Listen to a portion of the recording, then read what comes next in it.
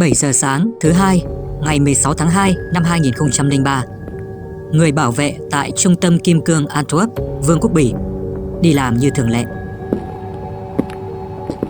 Ông lần lượt kiểm tra một vòng quanh trung tâm. Mọi thứ có vẻ vẫn như mọi ngày. Ông tiếp tục đi xuống tầng hầm thứ hai, nơi đang lưu trữ một số lượng lớn kim cương, phải nói là nhất nhì thế giới. Và rồi, ông không thể tin được những gì đang xảy ra trước mắt. Một cơn bão dường như vừa quét qua nơi này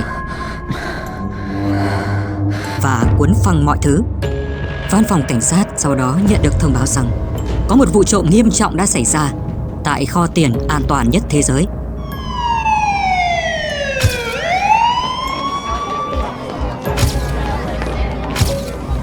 Họ tức tốc phi thẳng đến. Làm sao một trung tâm được canh gác nghiêm ngặt như thế này lại dễ dàng bị đột nhập được? Cảnh sát hoài nghi về mức độ an toàn và hiệu quả của hệ thống báo động. Nhưng người của trung tâm kim cương Antwerp khẳng định rằng hệ thống báo động của họ đầy đủ và vẫn hoạt động bình thường. Di chuyển thật nhanh xuống tầng hầm, cảnh tượng còn khủng khiếp hơn. Cánh cửa thép dày 61 cm, nặng 3 tấn, chẳng khác nào một tấm lá chắn khổng lồ, bây giờ đang mở toang. Bên dưới sàn nhà là kim cương, ruby, ngọc lục bảo, đồng hồ, trang sức lấp lánh vương vãi khắp nơi. Các hộp đựng tiền, túi đựng trang sức ngổn ngang chất đầy đến đầu gối. Không thể tin được, cơn bão đó đã quét qua nơi đây và cuốn bay ít nhất 100 triệu đô la. Một vụ trộm ấn tượng theo cách không hề mong muốn. Bọn trộm khôn ngoan đến mức không có tín hiệu báo động nào được kích hoạt và không có thương vong nào xảy ra. Cảnh sát dường như bế tắc khi không tìm được manh mối nào. Camera không ghi lại hình ảnh, thậm chí nhìn thoáng qua không thấy có bất kỳ điều gì bất thường. Thủ phạm là ai? Làm sao có thể đánh cắp ngần ấy kim cương mà không gây ra bất kỳ động tĩnh nào?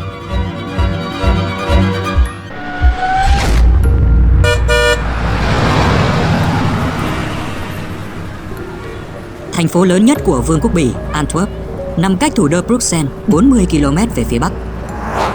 Thành phố này đã 2.000 năm tuổi, mang trong mình dòng chảy lịch sử và nét văn hóa ấn tượng.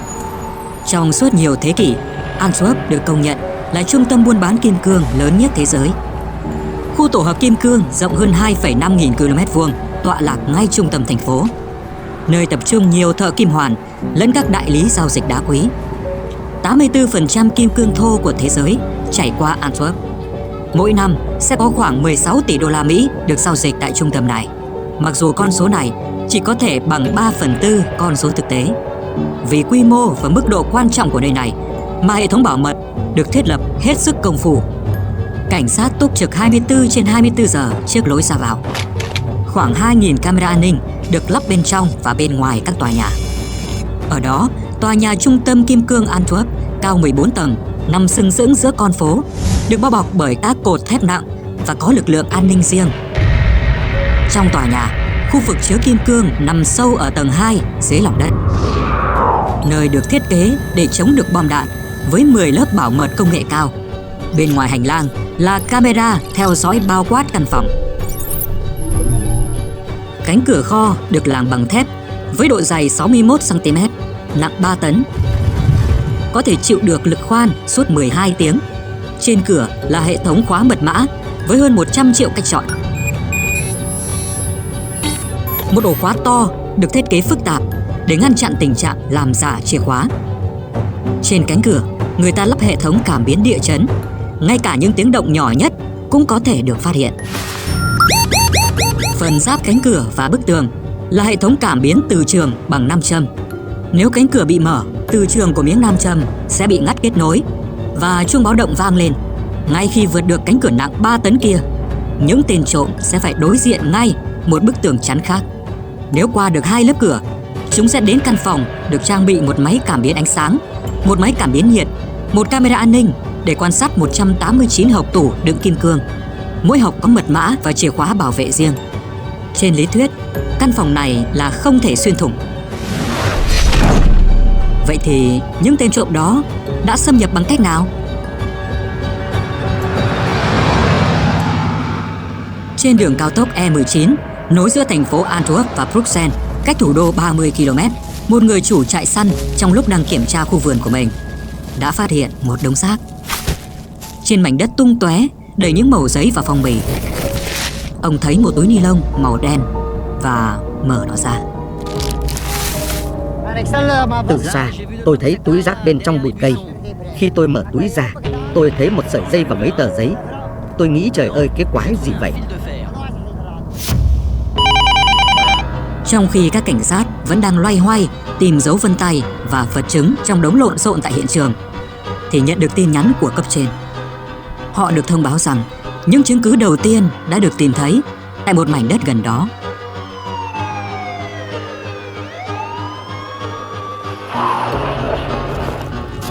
Ít phút sau, cảnh sát đã có mặt tại khu vườn.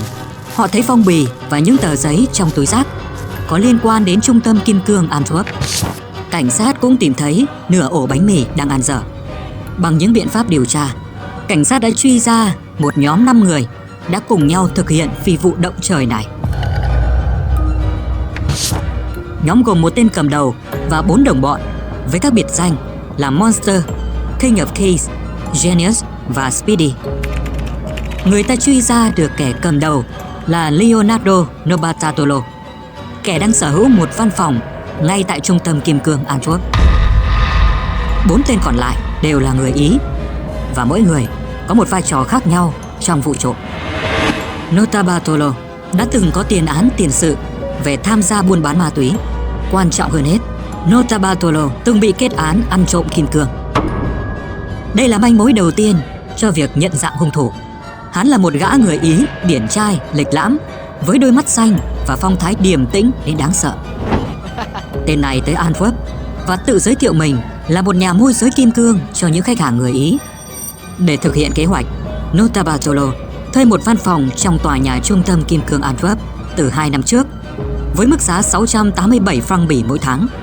Hơn 2 năm đóng vai người môi giới kim cương, hắn đã tạo được niềm tin với các nhân viên tại khu trung tâm này. Quản lý tòa nhà rất tin tưởng Notarbartolo và cho rằng hắn là một người tử tế, có tính cách dễ chịu. Nhờ mức giá thuê nhà ở mức cao cấp mà người ta cung cấp cho hắn một chiếc thẻ ID đặc biệt để có thể ra vào trung tâm kim cương 24/24 và một nơi trong tầng hầm để gửi xe. Chiếc thẻ này cũng cho phép Notarbartolo sử dụng một hộc tủ trong hầm để chứa những viên kim cương phục vụ mục đích giao dịch. Như vậy, Notarbartolo có cho mình thời gian và sự tự do để quan sát mọi ngóc ngách của tòa nhà. Notarbartolo cũng tập hợp một nhóm những người có cùng mục đích để lên kế hoạch hành động. Trước tiên, Notarbartolo sử dụng chiếc camera bút bi gắn trên túi áo. Hắn đi mọi nơi trong tòa nhà để thu thập dữ liệu. Thiết bị này có thể chụp và lưu trữ hơn 100 hình ảnh có độ phân giải cao. Nhờ vậy, hắn thu thập được nhiều dữ liệu đến mức có thể vẽ lại hệ thống an ninh dày đặc nơi đây.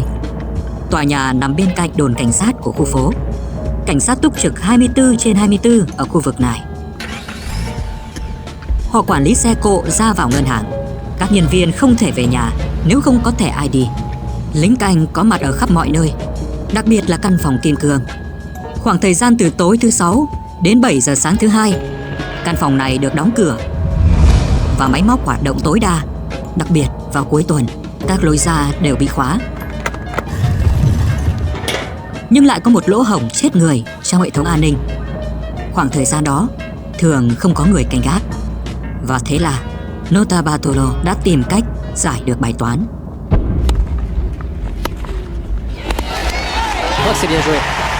Ngày 15 tháng 2 năm 2003, ngày được hắn chọn để thực hiện vụ trộm kim cương lớn nhất lịch sử. Ngày hôm ấy, cả thành phố Antwerp đang hướng mắt về sự kiện thể thao của năm, bán kết giải quần vợt nữ.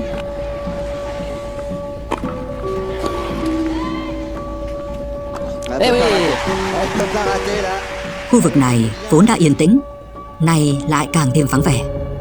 Cảnh sát vẫn làm nhiệm vụ, nhưng bên trong trung tâm kim cương hoàn toàn không có người. Chúng tôi tin tưởng các bái dò, nhưng không ai xem màn hình camera. Hình ảnh có thể đã được ghi lại nhưng không có ai ở đó để phản ứng lại tình thế. Biết trước điều này, Notarbartolo cùng đồng bọn đã chọn thời cơ chuẩn xác.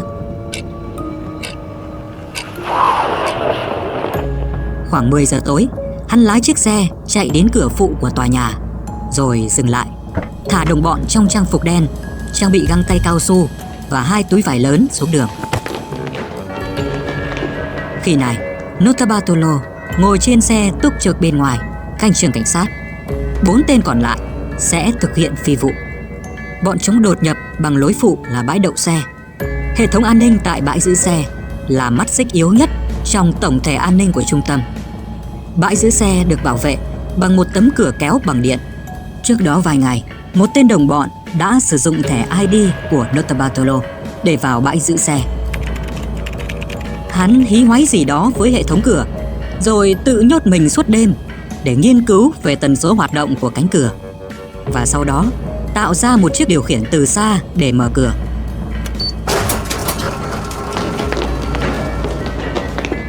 Thành công ở bước đầu tiên, bọn chúng tiếp tục tiến vào sảnh. Lúc này, khi đã ở trong tòa nhà, chúng có thể di chuyển tự do trên các hành lang mà không ai phát hiện. Rất nhanh chóng, 4 tên này đã tiếp cận được căn phòng chứa kim cương. Nhiệm vụ lúc này là phải vô hiệu hóa được hệ thống cảm biến nhiệt. Đã chuẩn bị từ trước, một tên rút chai keo xịt tóc từ túi áo và phun vào hệ thống cảm biến. Lớp keo xịt tóc khô đi, tạo thành một lớp màng cách nhiệt bao phủ hệ thống cảm biến. Bằng cách này, máy cảm biến bị vô hiệu hóa và không thể nhận biết có người lạ xâm nhập.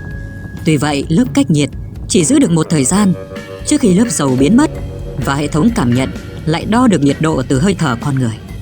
Vì vậy, việc cần làm lúc này là phải khẩn trương hơn nữa. Bọn chúng dùng băng keo bịt kín các camera. Tiếp theo, phải đối phó với hệ thống báo động gồm 2 miếng nam châm nối giữa cửa và tường. Nếu cửa mở, 2 miếng nam châm sẽ tách nhau ra, từ trường ngắt kết nối, và hệ thống báo động sẽ được kích hoạt. Genius bắt đầu ra tay. Hắn đã sử dụng một miếng nhôm tự chế gắn vào cố định 2 miếng từ trường với nhau, rồi vặn đinh ốc, mở chiếc ốp kim loại ra khỏi cửa, di chuyển ra bức tường nằm cùng mặt phẳng với kho chứa. 2 miếng kim loại bị tháo ra nhưng vẫn hoạt động bình thường.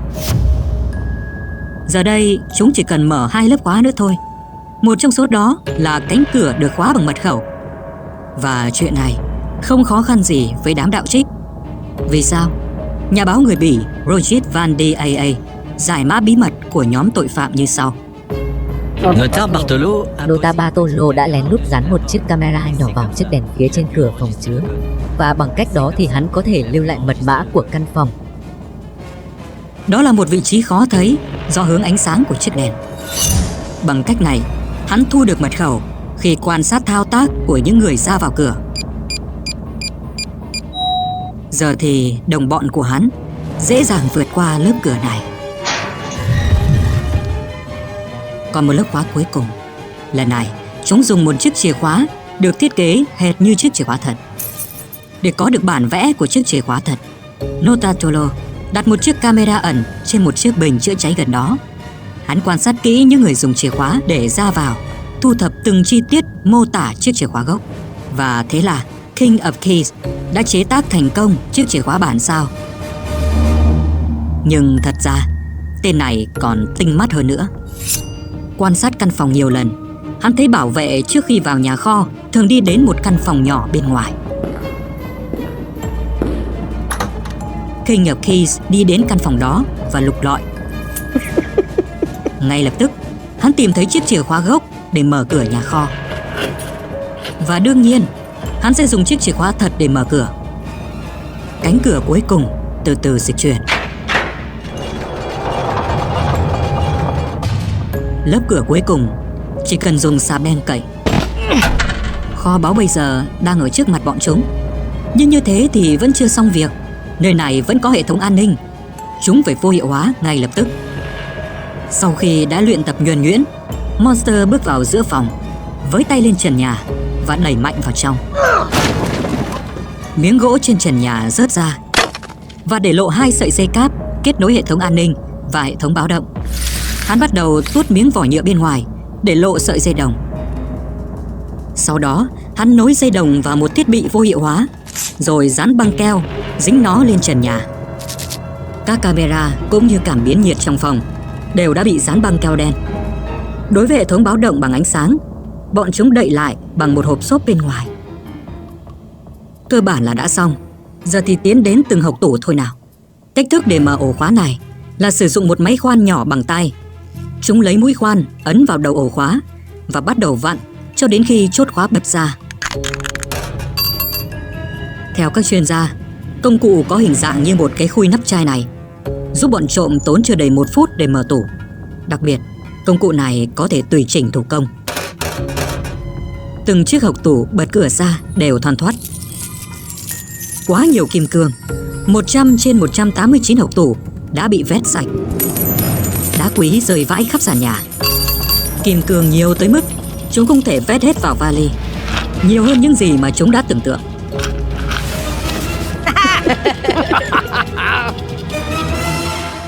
Chỉ huy đội cảnh sát kim cương Ajim de Brugge cho rằng Bọn chúng dừng lại và rời khỏi hiện trường không phải vì sợ mà là vì chúng không thể lấy nhiều hơn được nữa. người ta ước tính có thể chúng đã ở trong hầm chứa khoảng 5 tiếng đồng hồ trước khi rời đi. Trước khi rời khỏi hiện trường, chúng quay vào phòng điều hành. Nhà báo Patricia nói: Les bandits sont partis. Các tên trộm còn lại với chiến lợi phẩm đã lấy đi tất cả cuộn băng video giám sát của camera an ninh. Notarbartolo lúc này đang đợi chúng trên chiếc xe đậu ngoài cổng. 4 tên thoát xuống, quăng chiến lợi phẩm lên xe.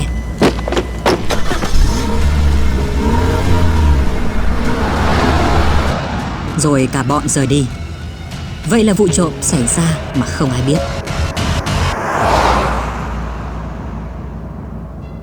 5 tên trộm trở về nhà Notarbartolo. Bọn chúng trút hết đống trang sức vào một túi, rồi vơ vét các đồ đạc linh tinh khác như hóa đơn, danh thiếp, băng ghi hình vào một túi xác. Thậm chí là nửa ổ bánh mì kẹp thịt đang ăn dở của Monster. Cả bọn sau đó lên đường về Ý. Speedy bỗng dưng nhặng xị cả lên. Hắn thuyết phục đồng đội nên vứt túi rác chứa các bằng chứng xuống ven đường.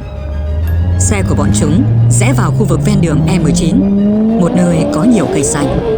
Rồi Speedy dừng lại, vứt túi rác xuống một cái trũng. Không ngờ túi thắt không chặt, làm mọi thứ bên trong văng tung tóe. Nếu không nhờ khoảnh khắc này, cảnh sát sẽ không đời nào tìm ra được manh mối về bọn chúng.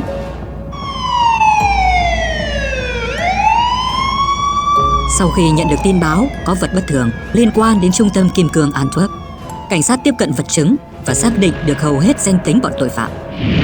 Leonardo Notarbartolo được xác định là thủ phạm đầu tiên. Địa chỉ văn phòng môi giới của hắn trong tờ giấy đã được phục hồi, liên kết với mã số của một hộc tủ không bị lục lọi trong căn phòng chứa kim cương. Người ta dễ dàng suy ra đó là Notarbartolo.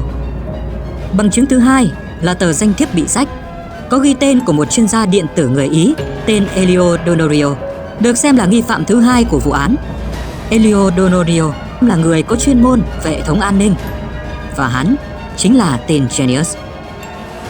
Cảnh sát cũng tìm được thẻ SIM của một tên trong nhóm. Sau khi nhờ hệ thống truy vết những người từng gọi điện tới thẻ SIM này, nghi phạm thứ ba cũng được xác nhận là bạn thân của Notarbartolo, tên Tavano Pietro, biệt danh Speedy.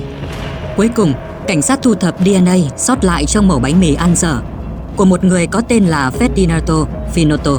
Đây là nghi phạm thứ tư, biệt danh Monster. 5 người tập hợp thành một băng đảng trộm cắp có chuyên môn, kỹ thuật và kinh nghiệm trong nhiều vụ án có tính chất tương tự. Riêng King of Thieves, không ai biết hắn là ai. Và hiện tại, bọn chúng đã cao chạy xa bay. Những tưởng đã trốn được chót lọt, lúc này đây, Notarbartolo bỗng nhiên phạm một sai lầm nghiêm trọng. Đang đi khỏi lãnh thổ Bỉ, Notarbartolo quyết định quay về Antwerp.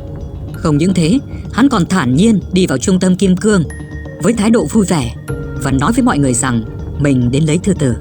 Tên trộm không mảy may nghi ngờ rằng cảnh sát đã biết mình có liên quan đến vụ trộm và đang truy lùng gắt gao. Người bảo vệ trung tâm đã nhận ra Notarbartolo. Anh nhấc máy gọi điện cho cảnh sát. Ít phút sau, cảnh sát bao vây Notarbartolo và yêu cầu hắn dẫn về căn hộ. cảnh sát đã tiến hành lục soát nơi ở của Notarbartolo. Họ tìm được những viên kim cương rớt trên thảm. Tấm thảm cũng có đầy bụi kim cương. Căn hộ đầy thức ăn và nhiều chai nước, chứng tỏ bọn chúng đã đóng quân ở đây nhiều lần. Nửa ổ bánh mì ăn dở cũng được tìm thấy trong căn hộ. Nó trùng khớp với phần còn lại trong túi rác. Vật chứng đã có, vợ chồng Notarbartolo bị bắt giam chờ xét xử. Đồng bọn của hắn cũng lần lượt bị tóm ở Pháp và Ý. Thế nhưng đống kim cương còn lại không được tìm thấy. Sau vụ trộm, cảnh sát đã đến quê nhà Turin của Notarbartolo tại Ý để lục soát. Họ thu được 17 viên kim cương có giấy tờ hẳn hoi. Nhưng 17 viên kim cương này được cho là không liên quan đến vụ trộm.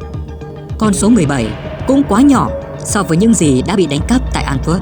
Số kim cương còn lại đã thực sự biến mất. 2 năm sau vụ trộm, tháng 5 năm 2005, Notarbartolo có kháng cáo. Hắn nói rằng thủ phạm không phải là mình.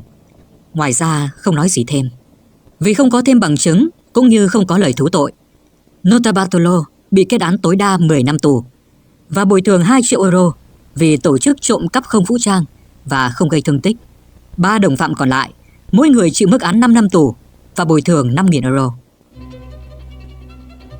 Notarbartolo từ chối phỏng vấn báo chí. Sau này, hắn chỉ chia sẻ với một nhà báo thân thiết rằng mình là nạn nhân của một đại lý kim cương giàu sụ. Tên này đã thuê Notarbartolo thực hiện vụ trộm. Và đến nay, Notarbartolo vẫn chưa hề được chạm tay vào số kim cương đó.